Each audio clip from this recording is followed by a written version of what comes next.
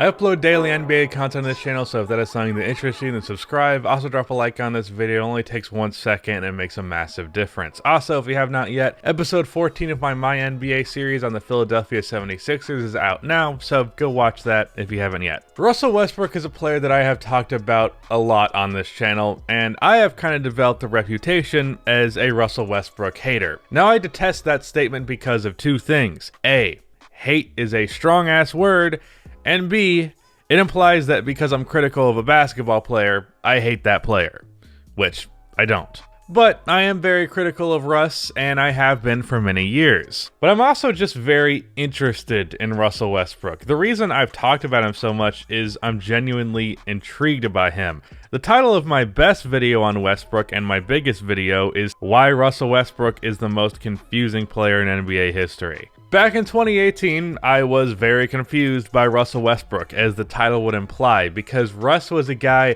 who could on one possession make a play that seemed like the greatest you'd ever seen, and then on the next make a play that seemed like the dumbest you'd ever seen.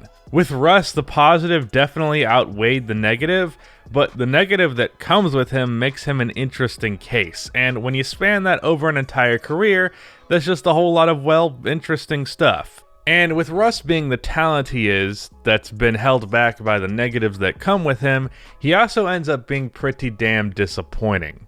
Because the potential there to be an all-time great, like I'm talking top 15 player of all time, was clearly there, he just never delivered on it. Because the potential there was clear, like I'm talking top 25 player of all time potential, and he never delivered on it. Not only is Russell Westbrook confusing, he's also disappointing, so let's talk about the weird and disappointing career of Russell Westbrook.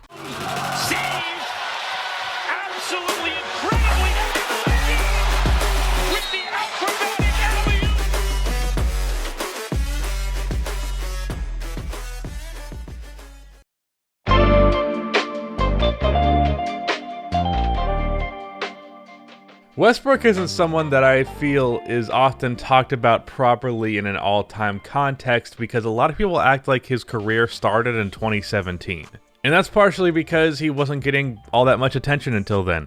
See, previous to this, Russell Westbrook was in the upper echelon of NBA talent, but he wasn't someone that the media liked to hone in on. He was not one of the media's favorite guys to talk about, or at least not to nearly the degree that he was once Kevin Durant left the Thunder. Because of how big of a story that was for a handful of reasons, part of that story was what's left in OKC in Durant's absence. Westbrook himself became a big story, but I'm getting ahead of myself. The reason I feel inclined to get to that part of Russ's career is expectations, but we'll get to that later. Westbrook was drafted with the 4th overall pick in the 2008 draft by the Seattle Supersonics, soon-to-be OKC Thunder. Russ was an interesting prospect coming out of college. He played shooting guard at UCLA, so his playmaking wasn't quite as highlighted as it would be in his NBA career. He also wasn't some big-time scorer and was really touted for two things: his potential and his defense. What is funny about that is Russ was touted for his defense, and then he's a mediocre defensive player throughout his career, sometimes good, sometimes bad, but usually just mediocre.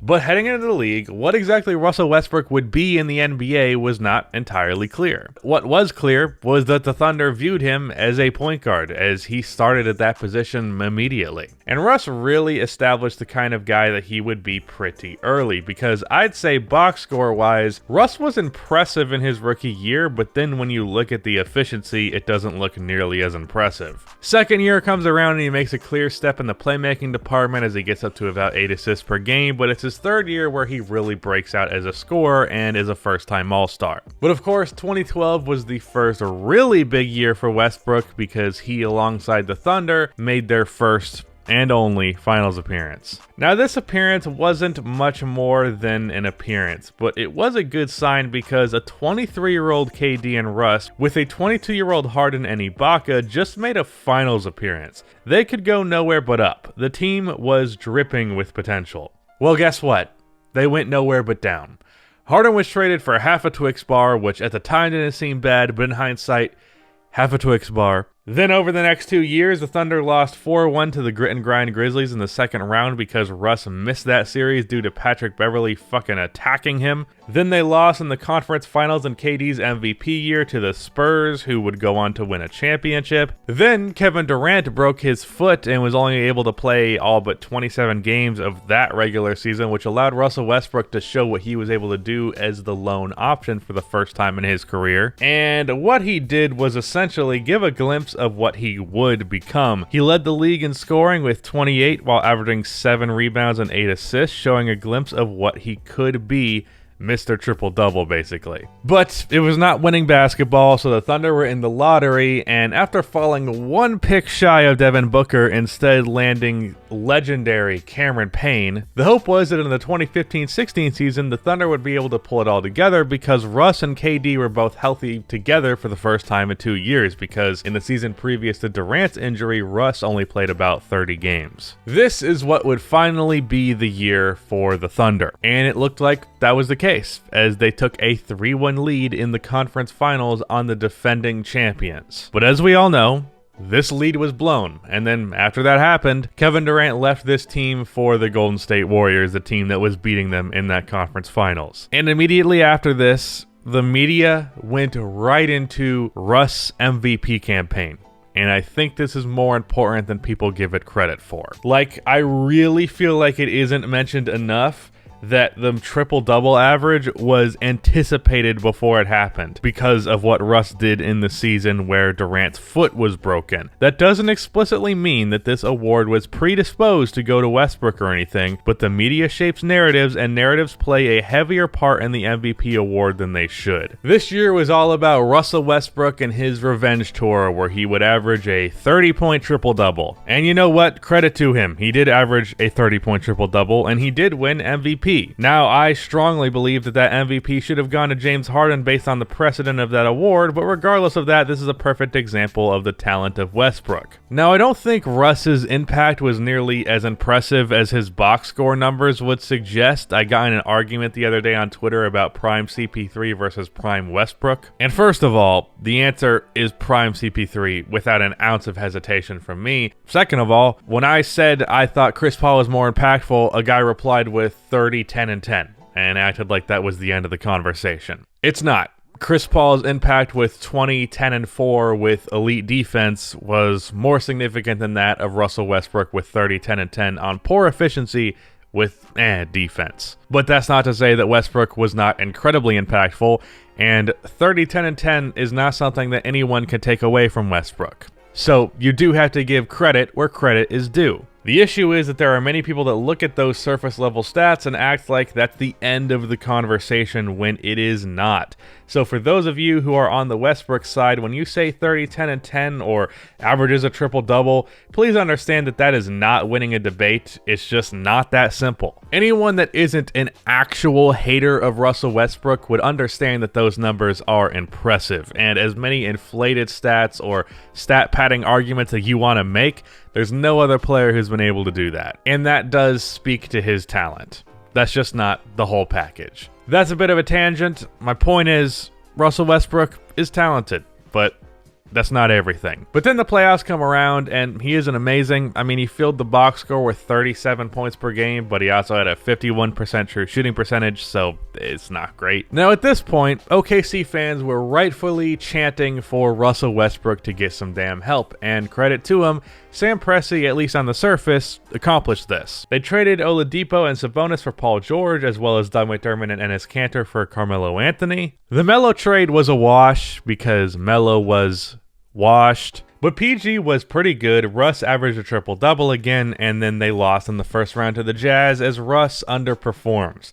Then Melo gets traded, they improved their depth with Dennis Schroeder, and well, they lost in the first round again as Westbrook underperformed. You may or may not be noticing a trend here. Then, of course, he is traded to the Houston Rockets, first time he's not playing for the Thunder in over a decade, and this move was immediately puzzling. But it was almost kind of salvaged by the Rockets going with small ball. As a result of that, Russell Westbrook had what, in my opinion, was the best stretch of basketball in his career. Yes, better than his MVP season, just because I think it was more impactful than anything he'd ever done. He averaged 31, 8, and 6 on actually good efficiency, something at this point I could have sworn he was allergic to, and he looked great. But then the season is shut down, Russ gets the virus and gets some type of lower body injury, and he once again does not play well in the playoffs. And even in the small ball lineup that was supposed to hide his lack of a jump shot, it still ended up biting him and being the main reason why they lost so quickly versus the Lakers. And after what we assume is some sort of falling out with James Harden, Russell Westbrook is now on the Washington Wizards. And 2 or maybe 3 games in, I'm not sure what it is now, he doesn't look amazing. But I think that's 2 to 3 games, and I actually think this is a nice landing spot for him on the Wizards. See, I think I actually figured the guy out. I think I finally figured out Russell Westbrook after saying initially that I was confused by him, and I was confused by him for years. But I think I figured it out. Russell Westbrook at his peak was just short, and I mean just short, of being talented enough to be the lead option on a championship team. Just short. So with players like that, you typically think, oh well, he's just going to make an amazing second option. However, Russ's talent and play style does not mesh well with other players better than him. The lack of a jump shot, the tendency to hijack the offense, his complete inability to play off ball, the guy is just not good as a complementary piece. And if you're not good as a complementary piece, you really can't be a second or even third option. And if you're not good enough to be a number 1 option, then you're kind of just stuck. It's like he's in purgatory. He has the talent to be a contributor on a championship team, but he's kind of locked out of being that just because of the weaknesses within his game. The people who say that Russell Westbrook is insanely talented are right, but the people who say that he isn't a championship level player are also unfortunately right. And that's what makes Russell Westbrook weird and what ultimately makes him disappointing. He has this incredible talent, but he can't capitalize on it because he's just short of number 1 and doesn't work as 2 or 3. But luckily, in Washington, while he's not going to play championship level basketball, this is a good team for Russell Westbrook to be in his element, which is leading a team to like 47 wins and averaging some incredible stats and being a really fun and entertaining basketball player, but not a championship level player. So, going on a bit of a sad note, that is the weird and confusing career of Russell Westbrook. If you have not watched that Sixers My NBA video already going over the second round of the playoffs versus the Nets, please be sure to do so. It's a 20-minute video because that series was a long one. But yeah, shout out to Rudy for editing this video. That is the end of this video. Please be sure to like and subscribe for more NBA content like this, and cue the outro music.